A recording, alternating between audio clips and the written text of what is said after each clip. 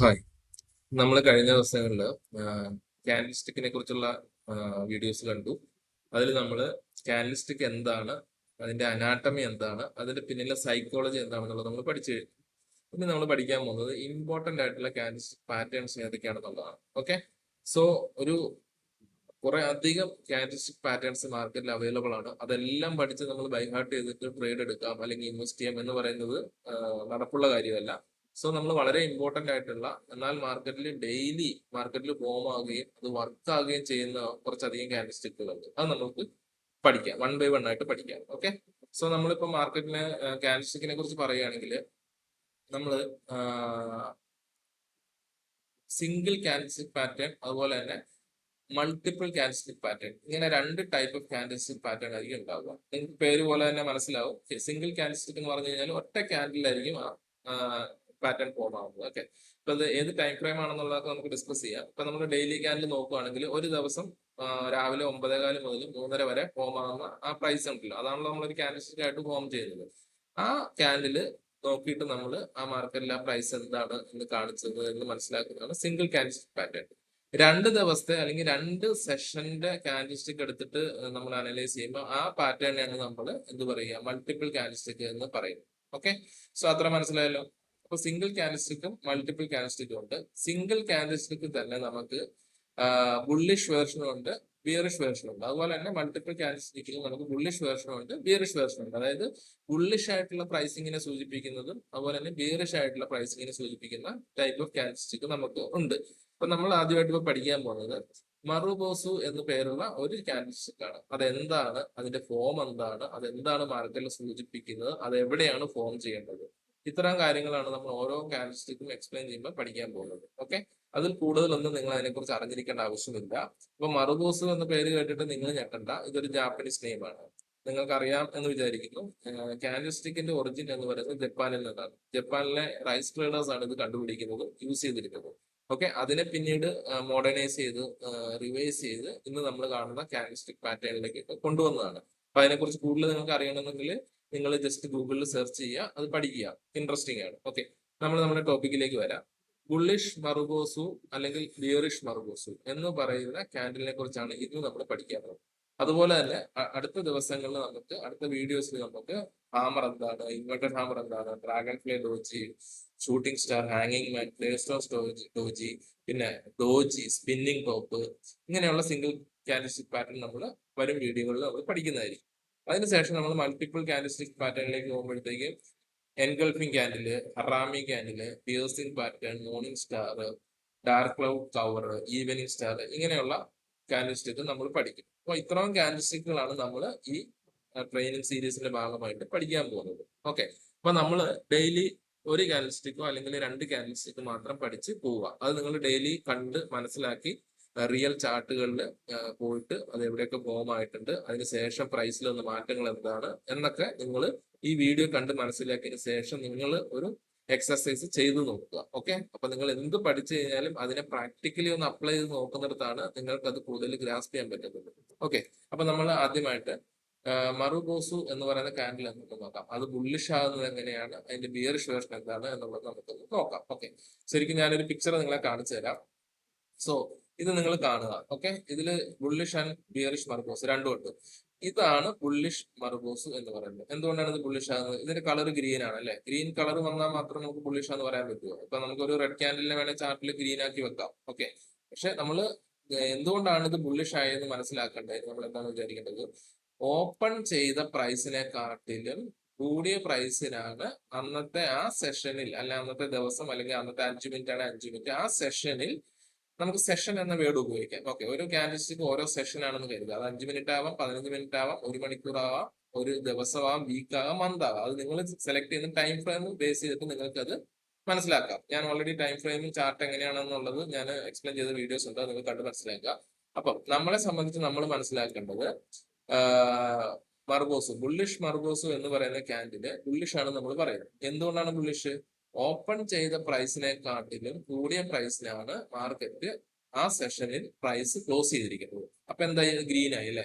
ഇവിടെ നമ്മൾ പറയുന്നു, ഇവിടെ ഓപ്പൺ ചെയ്ത പ്രൈസും ലോ പോയ പ്രൈസും സെയിം ആണെന്ന് പറയുകയാണ്. അതുപോലെ തന്നെ ക്ലോസ് ചെയ്ത പ്രൈസും ഹൈ പോയ പ്രൈസും സെയിം ആണെന്ന് പറയാം. ഇതാണ് ഒരു ടെക്സ്റ്റ് ബുക്ക് ഡെഫിനേഷൻ ആയിട്ടുള്ള ബുള്ളിഷ് മർബോസ് എന്ന് പറയുന്ന ക്യാൻഡിൽ. ഇവിടെ നിങ്ങൾ മനസ്സിലാക്കേണ്ട ഒരു കാര്യം ഞാൻ പറഞ്ഞുതരാം. ഇവിടെ ഞാനൊരു റൂള് പറഞ്ഞുതരാം. അതായത് നമ്മൾ പ്രൈസ് ആക്ഷൻ പഠിക്കുമ്പോൾ ഒരു റൂൾ ഉണ്ട്. ആ റൂൾ എന്താണ്? ഈ 3 റൂള് നിങ്ങളുടെ മനസ്സിൽ എപ്പോഴും വേണം. Okay, buy strength and sell weakness എന്നുള്ളതാണ് ഫസ്റ്റ് റൂള്. ഈ ഫസ്റ്റ് റൂള് എന്തുകൊണ്ടാണെന്ന് ചോദിച്ചു കഴിഞ്ഞാൽ, സ്ട്രെങ്ത് എന്ന് പറഞ്ഞാൽ എന്താണ്? ബുള്ളിഷ് ക്യാൻഡിൽ അല്ലെ, അല്ലെങ്കിൽ പ്രൈസ് കൂടിക്കൊണ്ടിരിക്കുന്നതിനെയാണ് നമ്മൾ സ്ട്രെങ്ത് എന്ന് പറയുന്നത് അല്ലെ. വീക്ക്നെസ് എന്ന് പറഞ്ഞാൽ എന്താണ്? പ്രൈസ് കുറഞ്ഞുകൊണ്ടിരിക്കുന്നതിനെയാണ് നമ്മൾ വീക്ക്നെസ് എന്ന് പറയുന്നത് അല്ലെ. അതായത് ഇപ്പൊ ഒരു ഐറ്റത്തിന്റെ പ്രൈസ്, ഒരു സ്റ്റോക്കിന്റെ പ്രൈസ് കൂടുകയാണെങ്കിൽ നമ്മൾ പറയാം സ്റ്റോക്ക് സ്ട്രോങ് ആണെന്ന് പറയാം അല്ലെ. സ്ട്രോങ് എന്ന് പറയാം സ്ട്രെങ്ത് ഉണ്ടെന്ന് പറയാം പ്രൈസിന്. അതുപോലെ തന്നെ പ്രൈസ് കുറയുകയാണെങ്കിൽ നമ്മൾ എന്താ പറയാ? പ്രൈസ് വീക്ക് ആണെന്ന് പറയും. അതായത് പ്രൈസ് കുറയുകയാണെന്ന് പറയും. അപ്പം ബൈ സ്ട്രെങ്ത് എന്ന് പറഞ്ഞാൽ എന്താണ്? സ്ട്രെങ്ത് ഉള്ള സമയത്ത് വാങ്ങുക. അതായത് അപ്വേർഡ് നിൽക്കുന്ന സമയത്ത്, അല്ലെങ്കിൽ പ്രൈസ് കൂടുന്ന സമയത്ത്, അതായത് പ്രൈസ് കൂടുക എന്ന് പറയുന്നത് ഡിമാൻഡ് ആണല്ലോ. ഡിമാൻഡ് കൂടി ഇരിക്കുമ്പോഴാണ് നമ്മളൊരു സ്റ്റോക്ക് അല്ലെങ്കിൽ ഒരു ഷെയർ വാങ്ങുക എന്നതാണ് ഇതുകൊണ്ട് ഉദ്ദേശിക്കുന്നത്. സെൽ വീക്ക്നെസ് എന്ന് പറയുന്നത് പ്രൈസ് വീക്ക് ആകുമ്പോൾ നമ്മൾ സെല് ചെയ്യാൻ പറയും. ഇപ്പൊ നമ്മുടെ കയ്യിൽ കുറച്ച് സാധനം ഉണ്ട്, പ്രൈസ് കുറഞ്ഞോണ്ടിരിക്കുകയാണെങ്കിൽ നമ്മൾ പെട്ടെന്ന് വിറ്റ് മാറും അല്ലെ. കൂടുതൽ ലോസ് വരാതിരിക്കാൻ നമ്മൾ പെട്ടെന്ന് വിറ്റ് മാറും. പിന്നെ ഷോർട്ട് സെൽ എന്ന് പറയുന്ന ഒരു കൺസെപ്റ്റിൽ നമ്മൾ വീക്ക് ആകുമ്പോഴാണ് സെല് ചെയ്യുന്നത്. ആ ഷോർട്ട് സെൽ എന്താണ് എന്നുള്ളത് ഞാൻ അടുത്ത വീഡിയോസിൽ പറഞ്ഞു തരാം. ഇപ്പൊ പറഞ്ഞു കഴിഞ്ഞാൽ കൺഫ്യൂഷൻ ക്രിയേറ്റ് ആവും. ഓക്കെ, സോ ഇപ്പൊ നിങ്ങൾ ഇത് മനസ്സിലാക്കുക. ഗ്രീൻ ക്യാൻഡിൽ അഥവാ ഓപ്പൺ ചെയ്ത പ്രൈസിനെക്കാളിലും ഇപ്പൊ നടക്കുന്ന പ്രൈസോ അല്ലെങ്കിൽ ക്ലോസ് ചെയ്യുന്ന പ്രൈസോ മുകളിലുള്ള ദിവസത്തിന് നമ്മൾ സ്ട്രോങ് ആണ് അല്ലെങ്കിൽ സ്ട്രെങ്ത് ഉണ്ടെന്ന് പറയുന്നു. അന്ന് നമ്മൾ ഡിമാൻഡ് കൂടുതലായിരിക്കും, സപ്ലൈക്കാളും ഡിമാൻഡ് കൂടുതലായിരിക്കും. അങ്ങനെയുള്ള സ്റ്റോക്കുകൾ, ഷെയറുകൾ നമുക്ക് വാങ്ങാം. സെൽ വീക്ക്നെസ് എന്ന് പറഞ്ഞു കഴിഞ്ഞാൽ പ്രൈസ് കുറയുകയാണ് അല്ലെ. അവിടെ സപ്ലൈ ആണ് എന്തിനേക്കാട്ടിലും കൂടുതൽ, സപ്ലൈ കൂടുതലാണ്. ഡിമാൻഡിനെക്കാട്ടിലും സപ്ലൈ കൂടുതലാണ്. Supply is greater than demand. അങ്ങനെയുള്ള ദിവസമാണ് എന്താകുക? Price കുറഞ്ഞുകൊണ്ടിരിക്കും, price ഇടിഞ്ഞുകൊണ്ടിരിക്കുന്നത്. അപ്പൊ അങ്ങനെയുള്ള സമയത്ത് നമ്മൾ എന്ത് ചെയ്യുക? സെല് ചെയ്യുക. ഓക്കെ, അത് മനസ്സിലാക്കി വെക്കാം. പിന്നെ ബി ഫ്ലെക്സിബിൾ വിത്ത് പാറ്റേൺസ് എന്ന് പറയുന്നതാണ് രണ്ടാമത്തെ റൂള്. അതാണ് ഞാൻ നേരത്തെ സൂചിപ്പിച്ചത്. നിങ്ങൾ നോക്കുക, ഇത് കണ്ടില്ലേ? ഇപ്പൊ നമ്മൾ ഇവിടെ പറഞ്ഞു, ഇവിടെ പറയുമ്പോൾ എന്താണ് സംഭവിക്കുന്നത്? ഇവിടെ ഇവിടെ നമ്മൾ പറഞ്ഞു ഓപ്പൺ പ്രൈസും ലോയും ഈക്വൽ ആയിരിക്കണം എന്ന് പറഞ്ഞു അല്ലെ. അതുപോലെ തന്നെ ക്ലോസ് ചെയ്ത പ്രൈസും ഹൈ പ്രൈസും ഈക്വൽ ആയിരിക്കണം എന്ന് പറഞ്ഞു. ഇങ്ങനെ വന്നാലാണ് ഇത് മർബോസ് ക്യാൻഡിൽ എന്ന് നമ്മൾ പറഞ്ഞു, ബുള്ളിഷ് മർബോസ് എന്ന് പറഞ്ഞു. പക്ഷേ റിയൽ ചാർട്ടില് ഇങ്ങനെ തന്നെ പറഞ്ഞൊന്നും യാതൊരു നിർബന്ധമില്ല. ഒരു ചെറിയ വിത്ത് താഴെയോ ചെറിയ വിത്ത് മുകളിലോ ഒക്കെ കാണും, ഇല്ല രണ്ടിടത്തും കാണാം. ചെറിയ മൈന്യൂട്ട് ആയിട്ടുള്ള, ഇപ്പൊ ഒരു ഉദാഹരണത്തിന് 100 രൂപയാണ് ഓപ്പൺ ചെയ്ത പ്രൈസ്, ഒരു 99 രൂപയ്ക്കാണ് അതിൽ ലോ അടിച്ചത്. അതുപോലെ ക്ലോസ് ചെയ്തപ്പോൾ 120 രൂപയ്ക്ക് ക്ലോസ് ചെയ്തു. 121 22 ഒക്കെ പ്രൈസ് എന്ത് ചെയ്തു? മേളിലേക്ക് ഹൈ അടിച്ചെന്ന് വെക്കുക. അപ്പോഴും നമ്മൾ അതിനെ മർബോസുമായിട്ട് കൺസിഡർ ചെയ്യുക. അല്ലാതെ എക്സാക്ട് ബുക്കിൽ നമ്മൾ എന്താണ് വരച്ചു വെച്ചിരിക്കുന്നത് അതുപോലെ തന്നെ റിയൽ ചാർട്ടിൽ പോയി തപ്പി നടന്നാൽ കിട്ടില്ല. നിങ്ങൾക്ക് ട്രേഡ് ഓപ്പർച്യൂണിറ്റീസ് നഷ്ടമാവും. ഇതെല്ലാ ക്യാൻഡിൽസ് പാറ്റേണിന്റെ കേസിലും ആപ്ലിക്കബിൾ ആണ്. ആ പോയിന്റ് നിങ്ങൾ വളരെ കൃത്യമായിട്ട് മനസ്സിലാക്കി വെക്കുക. ബി ഫ്ലെക്സിബിൾ ആൻഡ് എന്താണ് B flexible and B flexible with patterns അല്ലെ. വെരിഫൈ ആൻഡ് ക്വാണ്ടിഫൈ എന്ന് പറയുന്നതിന്റെ ഉദാഹരണം അതാണ്. നമ്മൾ ടെക്സ്റ്റ് ബുക്കിലെ അതുപോലെ തന്നെ ഉണ്ടാവണം എന്ന് വാശി പിടിക്കരുത്. ചെറിയ ചെറിയ മൈന്യൂട്ട് ആയിട്ടുള്ള ടോളറൻസ് ഒക്കെ നമുക്ക് മാർക്കറ്റിൽ കാണാൻ കഴിയും. അത് നമ്മൾ അക്സെപ്റ്റ് ചെയ്തിട്ട് വേണം ആ ഓപ്പർച്യൂണിറ്റി എടുക്കണോ വേണ്ടോ എന്ന് തീരുമാനിക്കാനായിട്ട്. ഇനി അടുത്തത് നമുക്ക് നോക്കാം, look for the prior trend അല്ലെ. പ്രയർ ട്രെൻഡ് എന്ന് പറഞ്ഞാൽ എന്താണ്? ഇപ്പൊ ഒരു ക്യാൻഡിൽസ്റ്റിക് ഫോം ആയി, അതിന് മുമ്പ് ഒരു ട്രെൻഡ് ഉണ്ടാവണം, എന്നാൽ മാത്രമേ ആ ക്യാൻഡിൽസ്റ്റിക്കൂടെ വർക്ക് ആവുള്ളൂ. അതിപ്പോ ബിയറിഷ് ആയാലും ബുള്ളിഷ് ആയാലും. ഇപ്പൊ ഒരു ബുള്ളിഷ് ക്യാൻഡിൽ എടുക്കുമ്പോൾ നമ്മൾ എന്താ ചെയ്യുക? ബുള്ളിഷ് ക്യാൻഡിൽ വന്നു നമ്മൾ ബൈ ചെയ്യാൻ പോകണം അല്ലേ. അപ്പൊ ആ ബൈ ചെയ്യുന്നതിന് മുമ്പ് അവിടെ ട്രെൻഡ് ഓൾറെഡി ഉണ്ടാവണം, എന്നാൽ മാത്രമേ ആ ബുള്ളിഷ് ക്യാൻഡിൽ നമുക്ക് പ്രസക്തി ഉള്ളൂ. അതായത് ഇങ്ങനെ വരുന്ന ഒരു മാർക്കറ്റിൽ ഇവിടെ ഒരു ബുള്ളിഷ് ക്യാൻഡിൽ ഫോം ആയിട്ട് മാത്രമാണ് നമ്മൾ മുകളിലേക്ക് ഒരു, അതായത് ലോങ്, അതായത് ഒരു ബൈ എൻട്രി നോക്കാവുള്ളൂ. അല്ലാതെ ഇങ്ങനെ സൈഡ് വൈസ് ആയിട്ടുള്ള ഒരു മാർക്കറ്റിൽ പോയിട്ട് ഒരു ബുള്ളിഷ് ക്യാൻഡിൽ കണ്ടെന്ന് പറഞ്ഞിട്ട് എൻട്രി എടുത്തു കഴിഞ്ഞാൽ അത് വീണ്ടും ചിലപ്പോൾ സൈഡ് വൈസ് ആയിരിക്കും, ചിലപ്പോൾ താഴേക്ക് പോകാം, എന്ത് വേണം സംഭവിക്കാം. ബൈ ചാൻസിൽ മുകളിലേക്കും പോവാം, പക്ഷെ നമുക്ക് ഉറപ്പില്ല. അപ്പൊ എപ്പോഴും ഒരു ട്രെൻഡ് കഴിഞ്ഞതിന് ശേഷം മാത്രമാണ് ഒരു പാറ്റേൺ ഫോം ആകുന്നത് വാലിഡ് ആവുകയുള്ളൂ.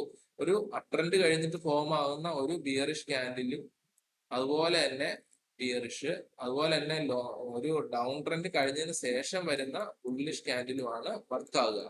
അതാണ് ഉദ്ദേശിക്കുന്നത് ഈ look for the prior trend എന്നതുകൊണ്ട്. ഓക്കെ, അപ്പൊ ഏതൊരു ക്യാൻഡിൽസ്റ്റിക് ഫോം ആകുമ്പോഴും അതിന് നിങ്ങൾ ട്രേഡ് എടുക്കാൻ പോകുന്നത് നിങ്ങളോട് തന്നെ ചോദിക്കുക, ഇതിന് മുന്നേ ഒരു ട്രെൻഡ് ഉണ്ടായിരുന്നോ? ആ ട്രെൻഡ് എന്താണ്? ബുള്ളിഷ് ക്യാൻഡിലാണ് നിങ്ങൾ കാണുന്നതെങ്കിൽ അതിന് മുമ്പ് ഒരു ഡൗൺ ട്രെൻഡ് ഉണ്ടായിരുന്നോ എന്ന് നോക്കണം.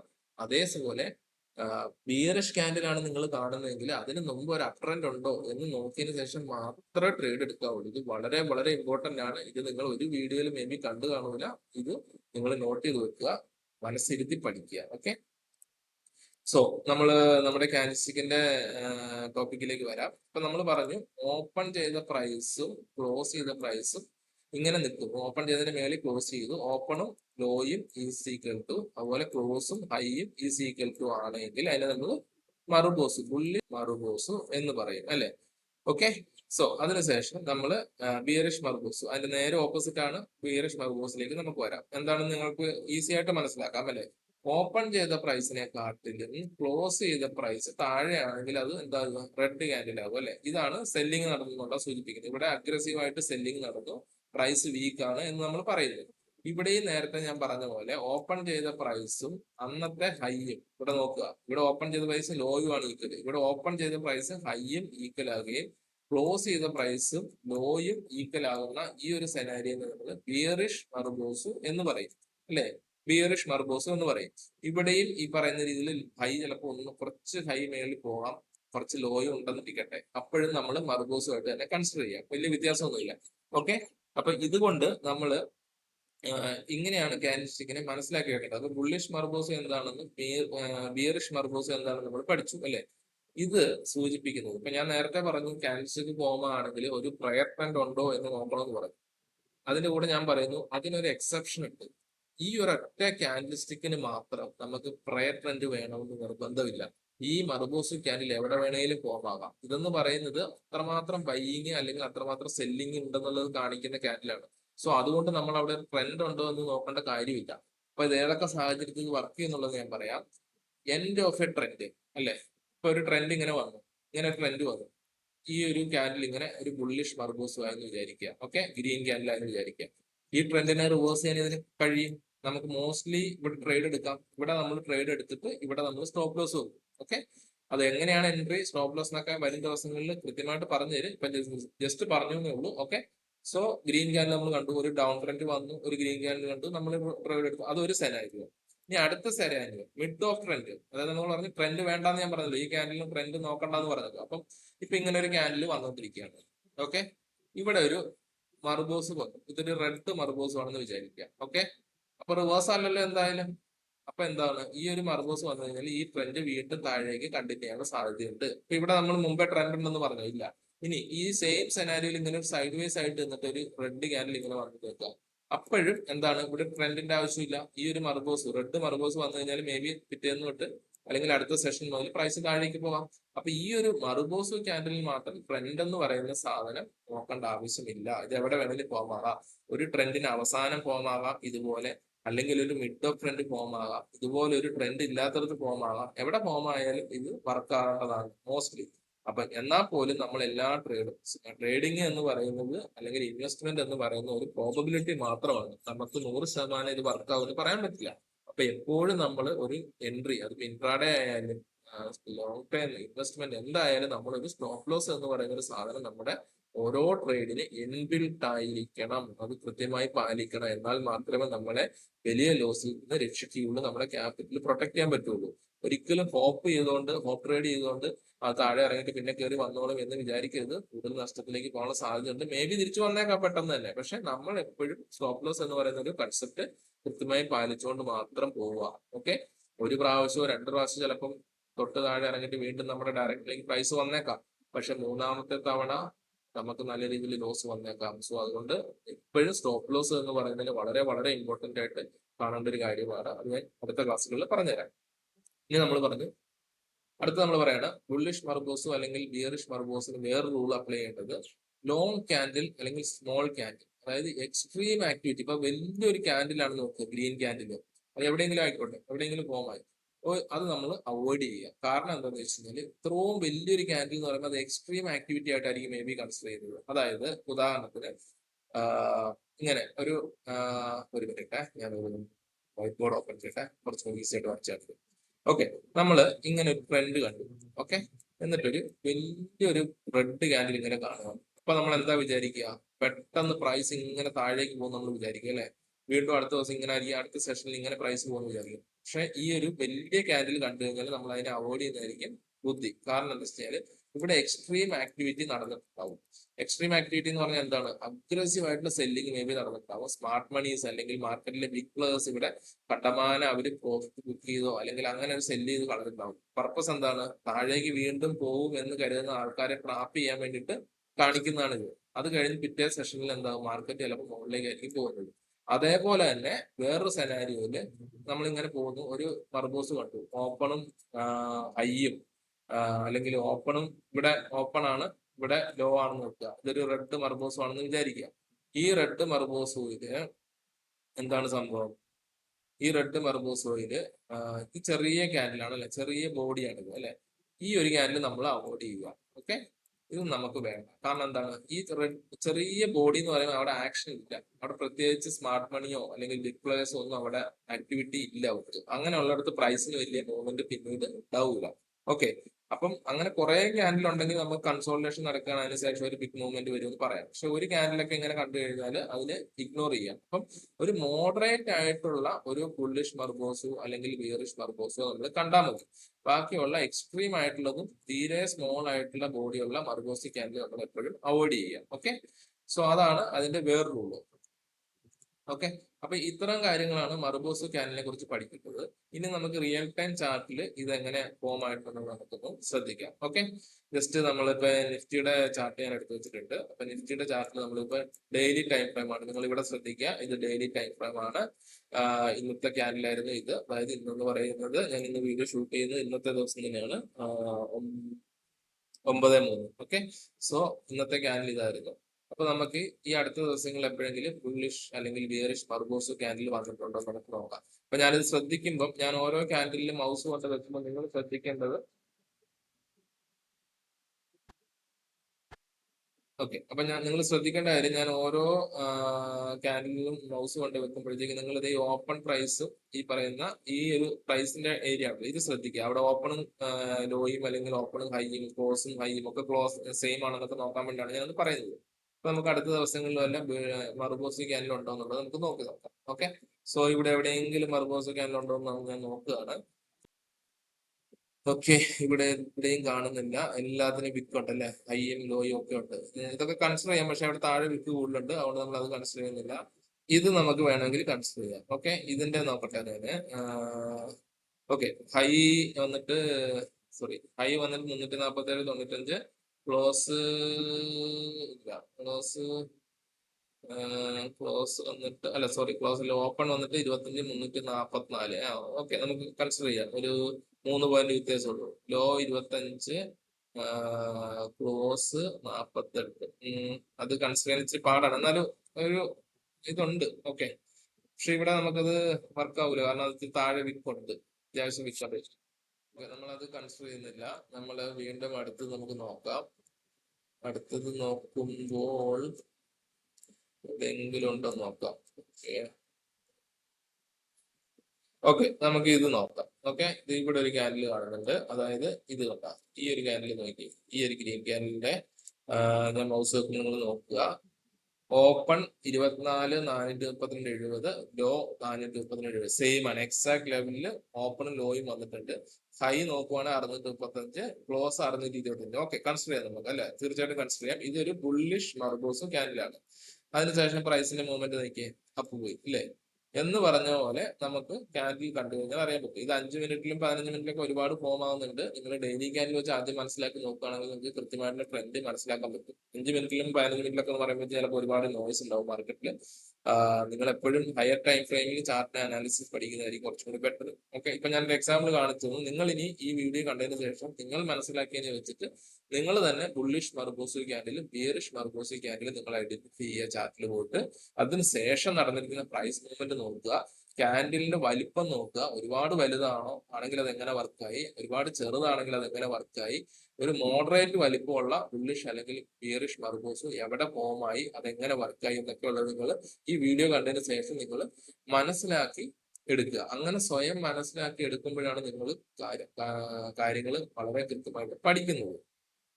അങ്ങനെ സ്വയം മനസ്സിലാക്കി എടുക്കുമ്പോഴാണ് നിങ്ങൾ കാര്യങ്ങൾ വളരെ കൃത്യമായിട്ട് പഠിക്കുന്നത്. ഓക്കെ, അപ്പൊ ഈ വീഡിയോ കണ്ടിട്ട് ഇതെല്ലാം നിങ്ങൾക്ക് മനസ്സിലായെന്ന് വിചാരിക്കുന്നു. അടുത്ത വീഡിയോസിൽ നമുക്ക് next candlestick pattern may be hammer ആയിരിക്കാം, അതിനെ കുറിച്ച് പഠിക്കാം. ഹാമറും അതിന്റെ ബിയറിഷ് വേർഷൻ ആയിട്ടുള്ള ഷൂട്ടിംഗ് സ്റ്റാറിനെ കുറിച്ച് നമുക്ക് പഠിക്കാം. പേരുകളൊക്കെ വളരെ ഇൻട്രസ്റ്റിംഗ് ആണ്. അപ്പൊ നിങ്ങൾ അത് പഠിക്കുന്നതിനോടൊപ്പം അതിന്റെ സൈക്കോളജി എന്താണെന്ന് ഞാൻ ഈ പറയുന്നത് കൃത്യമായിട്ട് മനസ്സിലാക്കി ഓരോ ക്യാൻഡിൽസ്റ്റിക് പഠിക്കുമ്പോഴും അത് റിയൽ ചാർട്ടിൽ പോയിട്ട് കണ്ടുപിടിച്ച് അത് എങ്ങനെ വർക്കായി, ഞാൻ ഈ പറഞ്ഞ രീതിയിൽ അതിനൊക്കെ വർക്ക് ആവുന്നുണ്ടോ എന്ന് നിങ്ങൾ സ്വയം ചെക്ക് ചെയ്ത് മനസ്സിലാക്കണം. ഓക്കെ, അപ്പൊ ഓക്കെ, വീഡിയോ കണ്ട് മനസ്സിലാക്കുക. Thank you.